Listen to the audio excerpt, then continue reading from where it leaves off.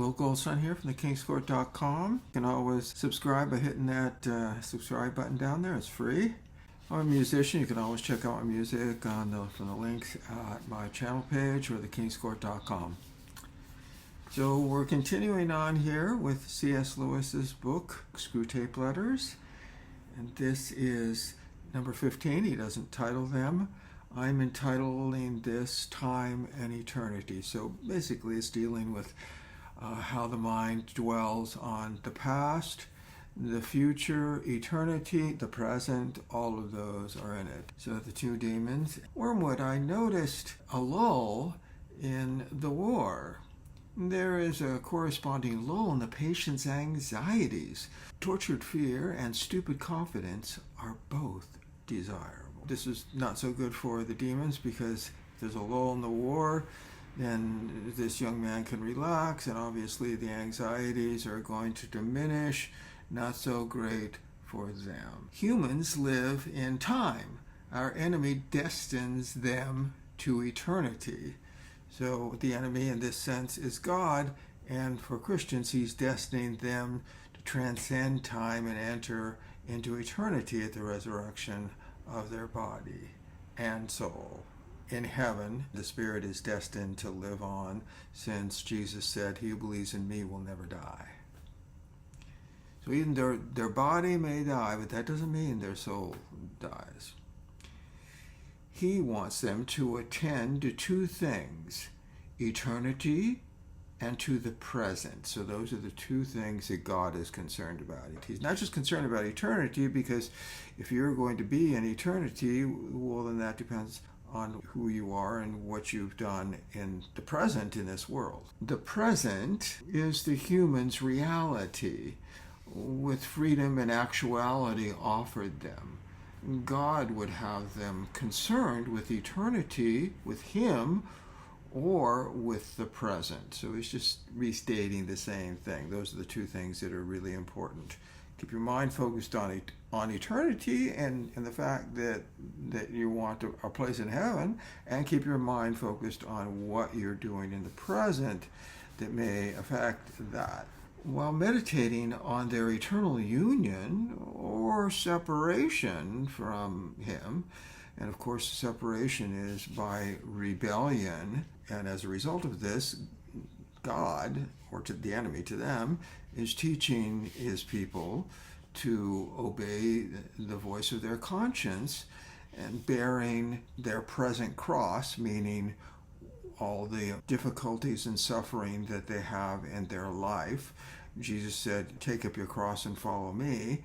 So we all have a cross to bear, in a sense, in the sufferings that we have in this world. In the world we will have tribulations, but be of good cheer. I have overcome the world.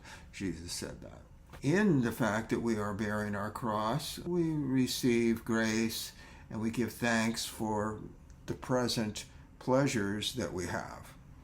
Some people would even give thanks for everything, whether it's pleasure or pain, because it's all part of the process of thy will be done. The demon's business is to keep them away from the eternal and from the present. It's a very important part of this message, is that's the demon's goal. It doesn't want them thinking about eternity, doesn't want them thinking about the present. Well, what does that leave? That leaves the past and the future. We tempt a human to live in the past. This is of limited value. They have some knowledge of the past. It's better to make them live in the future. People live in the past, well, that can be a benefit to the demons. They're thinking back and thinking about all the terrible things they did and all the sins they committed and all the guilt they had, or the sorrow they had because of things that happened in their life. They lost their job, their health, they lost their family through divorce, or their wife, or whatever. So, and people reflect back, and that sure takes them down, but they're saying even better than that is to get them to focus on the future. Thought about the future inflames both hope and fear.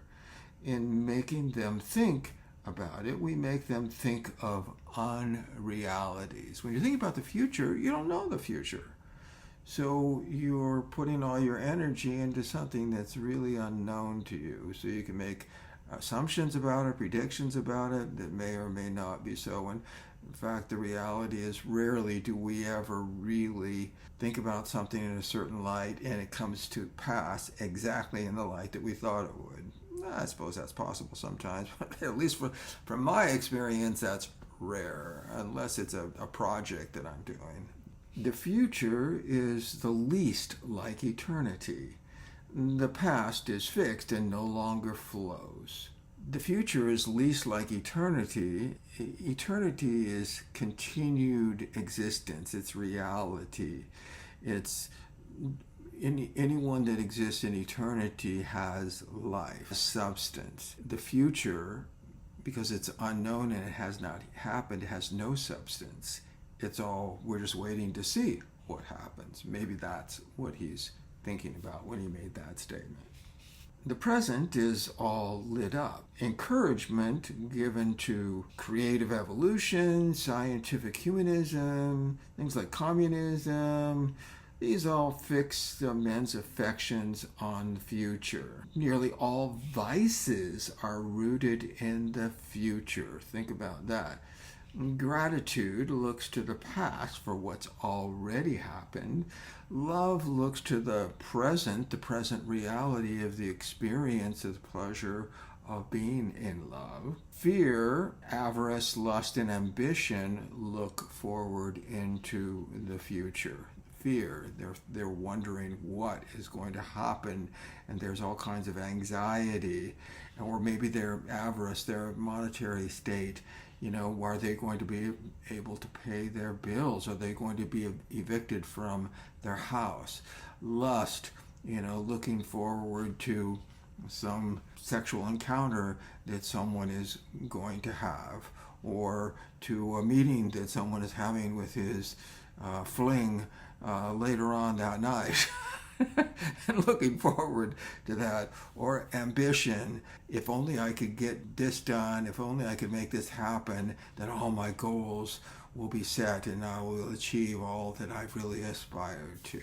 In the present pleasure that happens to interest us, the pleasure is part of the process of sin. If you're thinking forward to something, what he's saying is looking forward to a sin, and the pleasure of thinking about that reality, perhaps of that lust or something, is part of the pleasure of the actual encounter and realization of that sin. And it's experienced in a present. So they're both in the present, meaning the anticipation of the lust, for example, or the actual encounter and realization of that lust are both in the present. The sin is therefore looked forward to in the future, but the actuality is in the present. The sin is looked forward to. The enemy, which is to them God, wants men to think of the future too by planning acts of justice or charity as their duty for tomorrow. God wants us to use the future as well, and it's just like he said, by the anticipation of what we are going to do for the kingdom of heaven. Well, for example, today I plan to do this video tonight, so earlier today I was planning my act that I'm doing now on this video. Planning tomorrow's task is today's duty, or this morning's duty. The duty is in the present, so the duty that I'm doing is actually the reality of me giving this video right now. God's ideal of man is for the good of posterity, so to use your gifts for the good of other people, and commits the issue to heaven and returns to the patient gratitude of the moment. So in other words, when we do something for God, we give it up to heaven, meaning the issue is to heaven, meaning it's all in God's hands, whether it is of use or not. And we just simply have the patience to be able to commit to that act and carry it out, and the gratitude that we've given the opportunity to do those acts.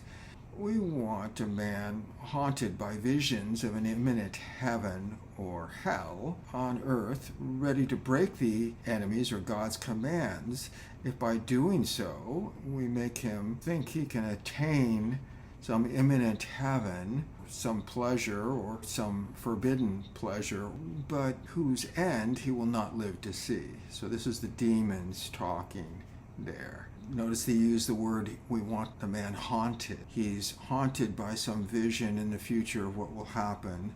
And it could be something wonderful to him, so they use the words imminent heaven, not actual heaven, but imminent heaven, meaning he wants this, okay, or hell. And it's on earth, not the actual hell. So heaven or hell, imminent heaven or hell on earth, so that he's ready to break God's commands. So he's ready to break them. Why? Because he's trying to obtain some heaven or some pleasure, whether it's good or bad.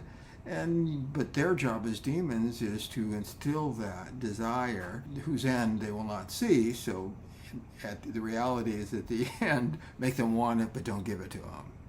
So then they've got you on both accounts. We want a whole race in pursuit of rainbow's end, never honest, nor kind, nor happy now, and to ruin every real gift offered them in the present. Notice how sick that is. They want all of humanity searching for rainbow's end, something wonderful, but in their process of getting that, for example, people who are super wealthy, rainbow's end, they've got everything they ever wanted, but what did they have to do to get it? And it says right here, never honest, nor kind. How many people did they trample on? How many times did they lie? How much deceit did they do to get all their money and wealth? Are they really happy? Nor happy now is the words he uses here. So even in the midst of all that, they're not happy. They may pretend to be happy, but inside they're dying. And the demon's intent is to ruin every real gift. So what's a real gift? Something that God gave. So they want to destroy all those real gifts. And those real gifts were given to us for us to use in the present. So the demons want to take those gifts away. It is better for your patient to be filled with anxiety or hope, if it doesn't matter which, about this war, than for him to be living in the present. If he's living in the present, he'll make wise decisions about the dangers maybe that he would be in war. And so they would rather fill him with anxiety or even hope, if they can dash the hope for the future. They want to keep him decommissioned so his brain is not really present and active to participate in the present, to maybe keep himself safe in the war. Your man may be untroubled about the future because he persuaded himself that the future is going to be agreeable. So maybe this guy's, got a lot of hope for the future, and he's persuaded himself that he's going to win, he's going to make it through this, he's going to get his girl and be happy in the end. Rainbow's end. His tranquility will only pile up more disappointment and more impatience when his hopes are dashed. How many times have you thought about all the things that you really hoped were going to happen, and all your hopes are dashed? It didn't happen the way that you thought, and now you're in despair. That's exactly the place that they want to bring human beings into. If he is aware that horrors may be in store for him and is praying that virtues will meet him, and concerning himself with the present because of his duties and grace and all knowledge and pleasure that dwell there with him, his state is very undesirable, and he should be attacked at once. If the man is in a state where he's praying for virtues, he's hoping that those virtues will assist him in encounters that he has being in the war and the dangers and anxieties of the war, then he's thinking about himself in the present, dealing with those issues, and the duties that he has, and he's hoping that God's grace will be there to sustain him, and that he will be able to make it through this by trusting in him, that in the future there will be pleasure when all this war is over. Well, if that's his state of mind, then he's thinking more along the lines of being in tune with God. And of course, the demons are saying he must be attacked at once if that's his state of mind. The demon then suggests complacency. Make him think he has no power over his circumstances as the world is at war.